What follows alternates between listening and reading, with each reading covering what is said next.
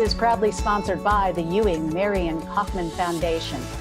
Kansas City is blessed with a number of corporate giants. And see if you can guess this one. You may be wearing a device on your wrist as you work out. When you fly next time, the plane you're in is being navigated by systems that are created by this company. All right, enough time to guess. It's Garmin. And we are so lucky to have with us today Jennifer Pizzullo, who is the Human Resources Manager for Garmin. Welcome, Jen. Well, thank you, and thanks so much for having me. I'm humbled that you asked us to join you. Well, we're so glad to have you. Jen is out at corporate headquarters in the southern part of Johnson County in Olathe. So we're safely distanced, just rest assured, everyone, as we continue through these crazy times. But Garmin is staying the course and doing amazing things, not just in producing their products, but what they're doing in the philanthropic world. And Jen, that's what we wanted to dive into with you, is to learn about Garmin and how you approach doing good in the community. Share with us a little bit about Garmin's approach and why helping in the community. Sure. So I think it's just instilled here. It was founded by Gary and Min, and they both were so active in volunteering and giving back to the community. I think it's always just been a part of Garmin's values and just kind of the culture that's here. Lori, in particular, Menard, my vice president of human resources, she just kind of echoes very much what Gary and Min have given back, and it just aligned with a lot of my philanthropy efforts. And I just feel so fortunate to work here. I think that probably the best part about it is Garmin never brags or is really out telling a lot of people what they do. And we have such passionate associates. I joke when we're recruiting candidates, you could kind of be involved or uninvolved as you want, because there is something going on that somebody is doing with some philanthropy at all times, not just even Garmin, but so much volunteer activities and different things that are occurring. It's just amazing what footprint people are leaving here, which is just a great part of our culture. Give us a little scale when we talk Garmin and how many folks are here in town and then around the world? I think, I should have pulled all my numbers to be sure. We're a little over 5,000 right now in the Kansas City area. We actually have a few locations as we've grown so much, which is fantastic. And I believe we're over 14,000 worldwide. So we are, very, very large. It's exciting to see. I know when I came to Garmin, we were just right at about 1,000 people, and it has just grown crazily over the last few years. So if you're looking to do charitable things and you have that number of people, how do you go at it? I mean, that's a lot of people to corral around various and sundry things. Yeah, a lot of people. So probably our main focus, I would say, is our United Way campaign. And we have been so blessed that Garmin matches dollar for dollar anyone that donates into the campaign. And we really wanted to focus on when someone has a passion for their charity, that they could designate their funds. And so Garmin actually matches to that designation directly, which is just something that we've always done from years past. And so it really makes you get a double your impact to that organization. So this is unheard of, because this past year we announced our 2021 campaign we just completed. And I actually announced 1.5 million, but we actually got a $100,000 large donation on top of that. So we're actually at 1.6 million, which is the largest United Way campaign to date. So for us, I think it's fabulous that money gets to stay in our local communities, and it really is benefiting the people. And so now that we're all across the United States, and when you're saying trying to corral, 5,000, different individuals just here, but we also have, offices in Arizona and North Carolina and Oklahoma and Oregon, they can actually impact their communities right in those specific areas too, which is, for us, I think, just fabulous that they get to make that impact. And we have such generous associates that are donating. And I think for me, particularly in times of COVID right now that we're dealing with, many agencies are just struggling to do things differently. They don't have, the face-to-face volunteers. They aren't getting the face-to-face fundraisers that they had. And so for us to have an excellent campaign like this was just amazing. Now that's 1.6 million to the United Way of Greater Kansas City. Yes, a little bit is taken out of there I'm combining our Salem, Oregon location. That's probably our largest site. But yes, it's going to that, but then they could designate to those specific agencies in their location. So like if they were in Arizona, it would go straight to Arizona. The Greater United Way Kansas City helps us manage it all across the country. And obviously with our largest population here, it's very large. Well, kudos to you and all the associates at Garmin. This is, as you mentioned, we've been under COVID for quite some time, and I know that we're hearing with guests, the struggles and yet the pivots. Let's talk about COVID and what in your philanthropic arena you all have had to adjust. One that pops to mind for me is your marathon. That definitely true. I know we've went a lot of virtual in a lot of those places. I think a lot of the events that we support, or typically in the past had a charity event where Garmin had sponsored a table, we're now doing those online, and just thinking differently. We do a lot of things throughout the year that benefit. We put them towards our special events for United Way or different things, or coming up, we're doing Salvation Army Angels. We do those. We've done those every Christmas holiday season, I should say, since Garmin was founded. And so, just trying to figure out how do we collect gifts differently and how do we get the word out to the associates. I think, for us, one great thing is people are online a lot more than they used to be. So a lot of this is really kind of coming to light. And then we've done like some virtual drives and people could donate different things that direction. One of our fundraisers, we've always done like some silent auctions and stuff. And it's a little bit harder when you do those in person. So we try to twist this year. We did a pasta sales fundraiser that was very successful, and everyone could order online and it shipped directly to them. So we've tried to just think outside of the box to be able to still support some of those local campaigns. And I know we have several employee resource groups, and our women's resource group, they did a Harvesters Fund Drive and just kind of did it in a different aspect, instead of, because we have still some people working remotely. So how can you go and donate and do those different items? I think I'm such an animal lover, but we've had so many adoptions on our teams. We have lots of new dogs in our Garmin family and cats and different things. So some of that has been really, really fun to see. And we're getting ready. We've been working hard right after the first of the year. Garmin has a new day of service honoring Martin Luther King Jr., where we're going to be supporting a volunteer day, which is so exciting for us. And so we're really working hard with many of our local agencies to just kind of think outside the box. What are things they can do from home with their families and not actually in person, but can really benefit that agency to really help them get what they need. As you're dealing in this new environment of COVID, how do you pull all this together? I mean, you have a full-time job. It's human resources. That's getting the best talent to work for Garmin. And yet this seems like it could be a full-time job just managing all of the charity and philanthropic side. It is. I will tell you, I think that's where Garmin is just amazing, because there's never a time, and we have so many people that give back and do things, and I will reach out to somebody and say, hey, we're planning this, or can you share this at your location? And they just run with different things. We've done, suitcase drives. And I mean, it's just amazing that, people will help, a foster location, collect bags so the foster kids have something to put their stuff in. And it's never a, no, I can't help you. It's like, sure, let me reach out to so-and-so. And it just it just grows. And so for me, that's the neatest thing that we do at Garmin. And I just love that. And I mean, I get asked to do things and, I'm like, oh, hey, so-and-so might like that, because they really support that charity, or people know I just mentioned I'm a sucker for dogs. So they send me anything animal related, they're getting something back. But I don't know, it's just, and especially in these times, just that giving back, that's just embedded in our culture. And it's something, even if I do it outside of my normal job and in the evenings, it just gives you that, it feel good. It's good for the community.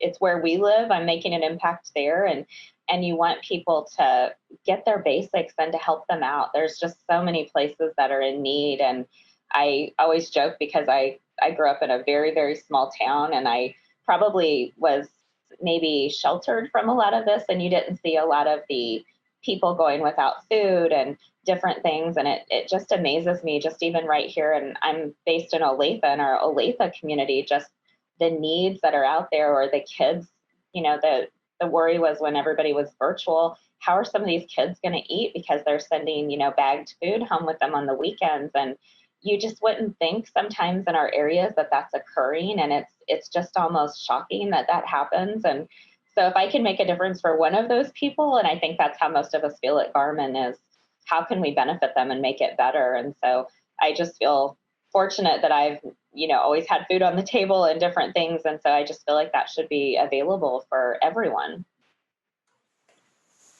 Can you walk us through like a recent activity that you've done? I'm fascinated by this pasta.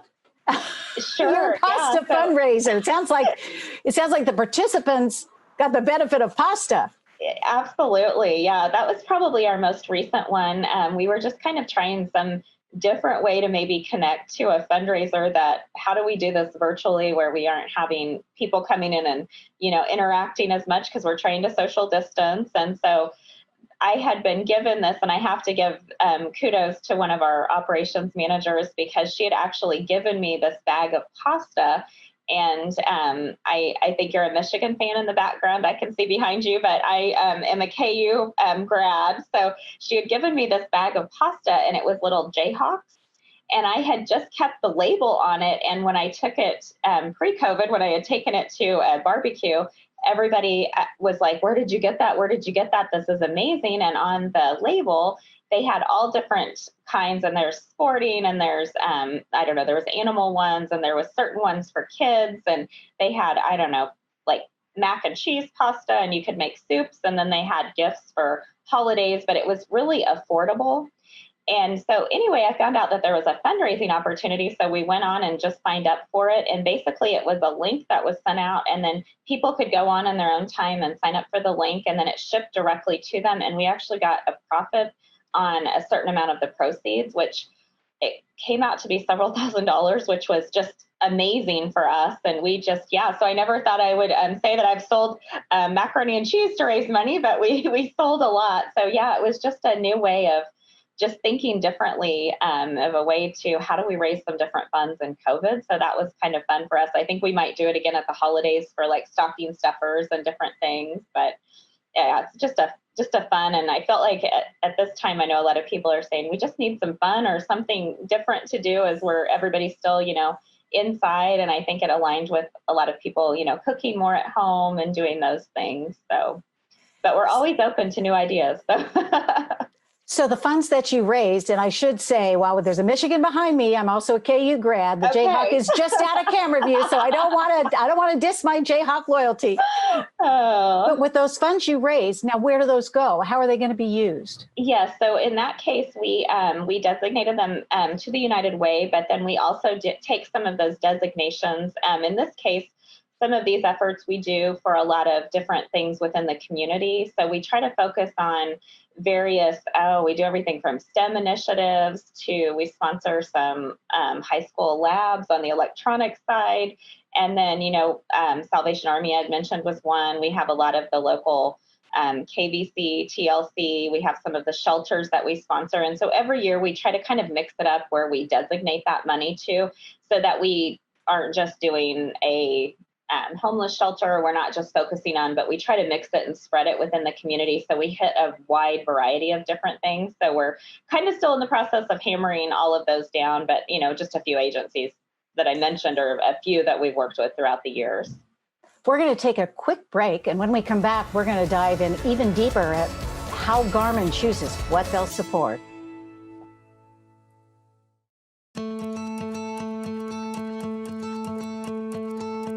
We're back with Jen Pizzullo with Garmin, and we're talking about corporate giant with a big heart. And I wanted to get into a little bit of what is the lens that you all look at, what you're going to engage in. You're a big multinational type corporation, international, I should say. So how do you do that? How, I'm sure people are knocking at your door a lot. Absolutely. So a couple of things. We definitely try to ensure that every agency that we're working with is a designated 501(c) for sure to start off with. We focus definitely on some health-related organizations. We try to ensure that we're hitting all diversity efforts, that we pick different agencies. We do a lot of research and spreading support for a variety of community organizations and local impact areas. We get suggestions throughout the year, and so we review those from kind of a committee perspective. We're also very fortunate that one of our founders, Min, also has his own foundation. So Lori Menard, that is my vice president, she sits on the board of Min's foundation. And so we try to also pick different organizations so we're not kind of doubling up on the same, so we can really have that widespread impact. And again, try to do stuff that's, local in our communities. We have, as I mentioned, so many people that volunteer, but we have people that sit on different boards and, some charity events that we've, sponsored and blood drives and different things that we've done for years and years. So we try to continue with those different things, but, just again, trying to really spread that so we're not just heavy focused just in one single area. And I know I was trying to think like we've had some, recent prior to this pandemic, but recent pandemics that, we focused on some of the needs for that. So it kind of, I would say changes, every year we have a different viewpoint that we're looking at, but definitely still trying to spread that so we're not just heavy focused into one single area. What can you tell us about Min Cow's foundation? Oh, he's kind of probably just very similar to Garmin in that there's not a lot of stuff that is publicized on there. He does a lot on the educational front as well. So in Tennessee, which was one of his alma maters, and I should have had all this research, but I think it's University of Tennessee. He actually has his own engineering building there. And then he does a lot of large scholarships. And I had alluded to STEM initiatives that he did recently sponsor. We just announced our aviation electronics high school program. And this is our second year, but he actually sponsors the entire lab and equipment at that because it's very relevant for our business to have kids coming out with trade backgrounds that are wanting to go into electronics. So not just even at the engineering side, but from the education perspective. And then he does also his philanthropy. He does so many different things in the community. Again, pretty silent about it. So I probably don't have as much of a viewpoint into it, but just amazing things. And he's obviously a large donor still, even in our United Way campaign. And yeah, so again, it's just kind of one of those building blocks of how our foundation is. So is there a lot of conversation between what you're doing at the corporate level and his foundation? Yes, I think a lot of that happens. Well, Lori, for her sitting on the foundation board, I think that helps for knowing exactly what all that they're approaching. And then that helps us not overlap as much or be able to target if there's maybe a larger initiative, we can, put stuff together. And again, it's going to be board approval on that side too. So they're going to look at, what is Garmin doing as a whole and different items such as that. So a lot of collaboration, I would say.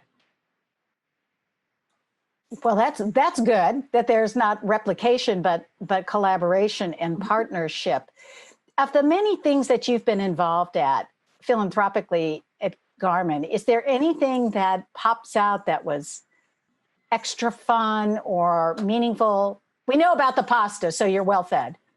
Yes, very fun. I would just say, I have been at Garmin. I'm celebrated over 13 years in February, and when I started our United Way campaign, which I've always been involved in the United Way for 20 plus years, was under $100,000. And so for us to be at the point that we are and to have grown to 1.6 million is amazing to me that we do that. And I think some of the things that stand out in the first few years, because going along with kind of our style and our values, we don't press people to make donations. We hope that you're donating because it's coming from your heart or you're volunteering if you can't do it monetarily. And so we did a lot of really fun things in the beginning as kickoffs. And we did some when we were a little bit smaller. I can't quite pull them off with this many people anymore, but I think our kickoff luncheons, were just really exciting because we got a lot of our executives, and a shout out to Cliff Pemble. He humored us a few times, and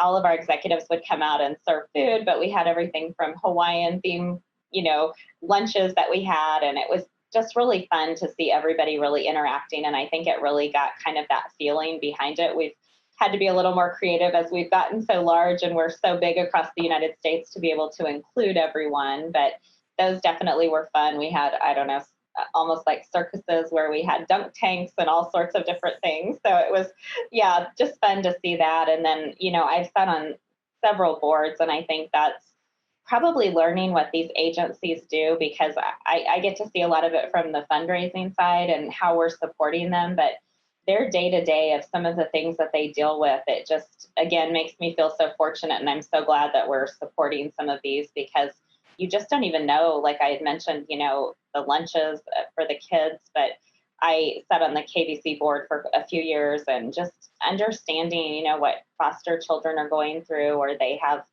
a hospital that, serves them. And I wasn't aware that there's even those types of things that are happening in our community. So to be able to make differences and help those individuals, and hats off to those agencies, because those that are working in the field and assisting those, they are just doing great things and serving the needs of our community. It's just amazing. I know we got to tour, like, the Salvation Army has a shelter, and it's one of our only homeless shelters for families in our area, just down the street from us. And it's just amazing how they work to get the people back on their feet, and many of them still volunteer. And so to see how they've been helped and now they're giving back to the community, I mean, that's what we want. That's what we're, trying to support, is getting people on their feet and being self-sufficient.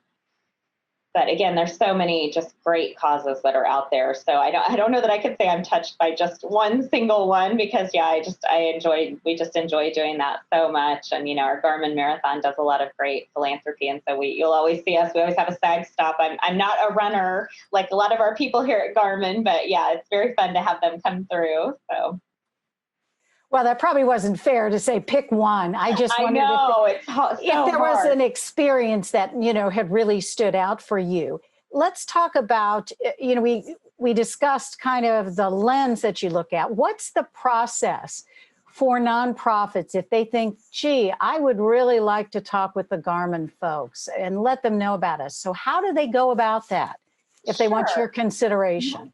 Yeah, on our main Garmin.com webpage at the bottom, there's a sponsorship section, so they can fill anything out like that formally to be considered, and it goes through a formal process that direction. And then I would say maybe more informally, I have a lot of people that connect with us, via LinkedIn or in the community, and we get to know these organizations. Or one of my most favorite things that I do is I'm on the 100 Women That Cares. And we work with a lot of the different organizations that get to present 4 times a year.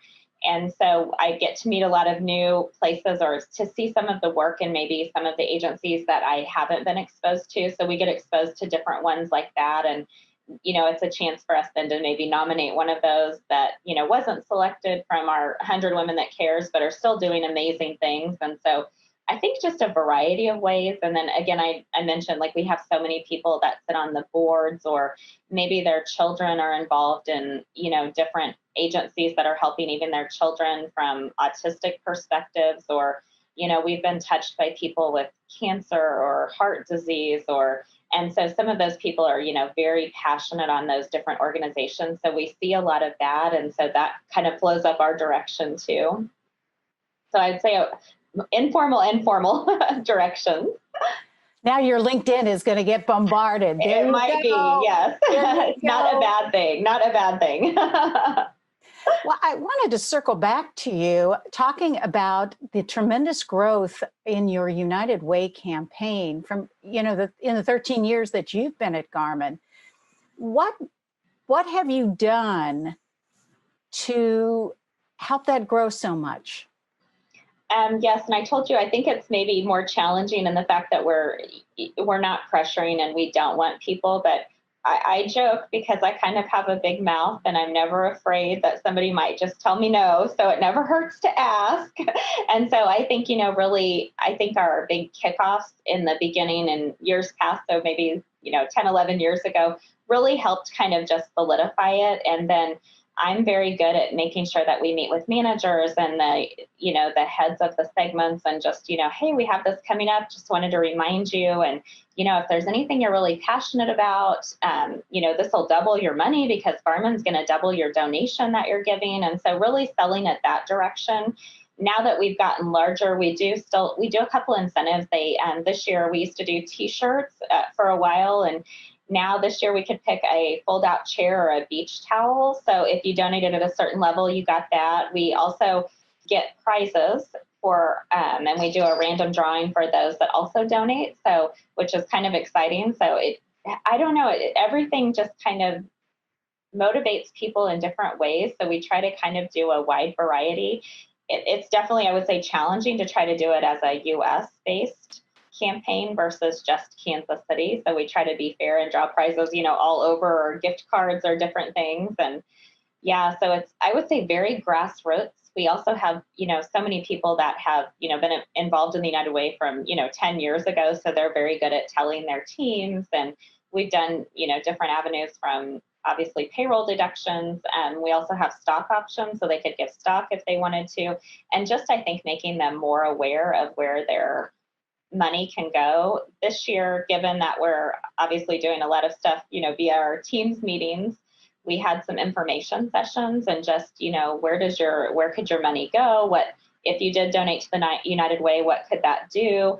And then we also have on our intranet several organizations and agencies that we've worked with for years. And if anybody gives us one, we'll happily put it up there and get it on our intranet, that they could go in and look at the different organizations as to, if I'm passionate about, the homeless or, giving the food banks, here's, some links and some places. And then we're very fortunate. Several of our agencies we've worked with also sent us back some videos. So we put a collaboration video together, and it was kind of a thank you back to Garmin, like, hey, this is what we've used your money for, or this is where some of your funds, because I think really tying it to, I'm not just giving it to an agency, but what is that agency doing and where did they put the money to use, was very good for our associates to see that. And I think we kind of did the kickoff luncheons in years past because we used to have like an information session, and it just wasn't working. Like, people just didn't show up in the auditorium years ago. And so we just tried all these new tactics to kind of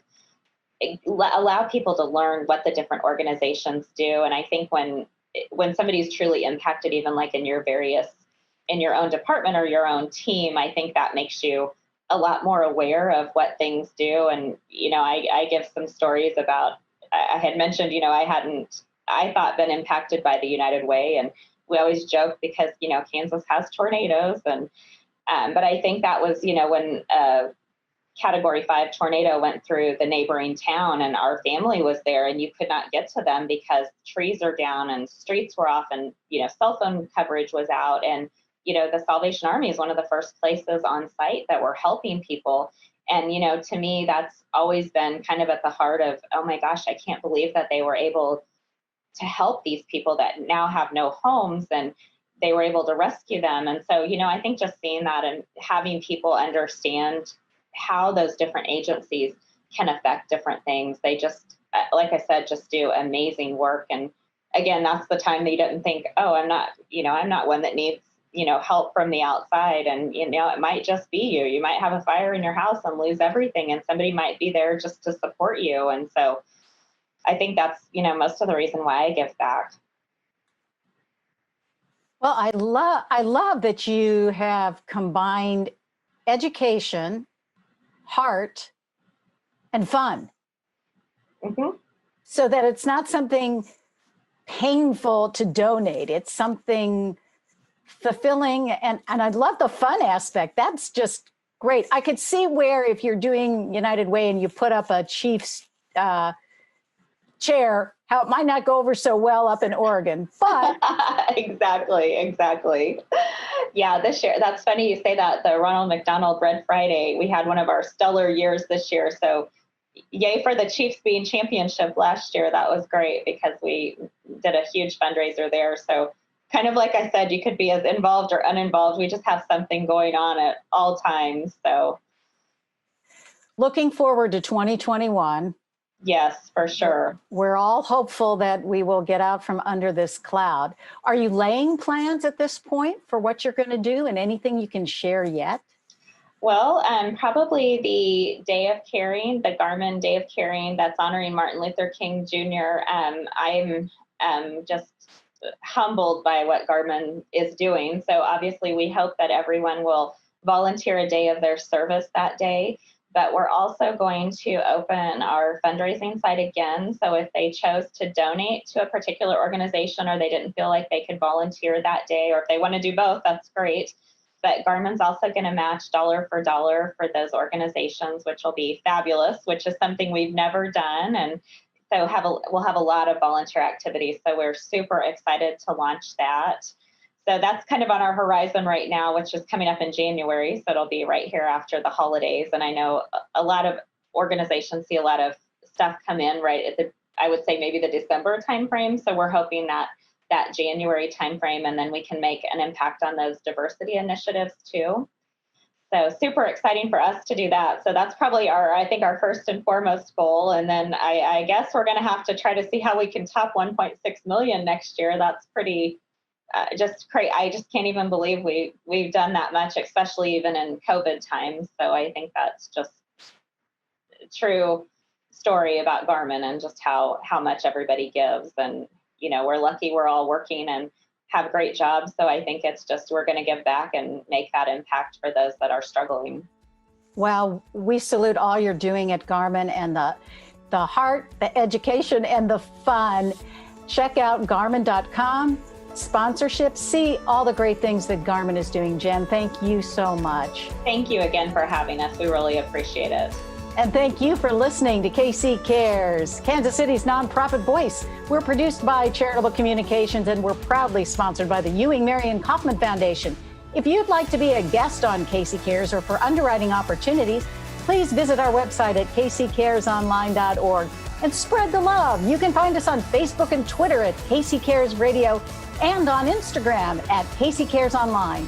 Thank you for listening to KC Cares.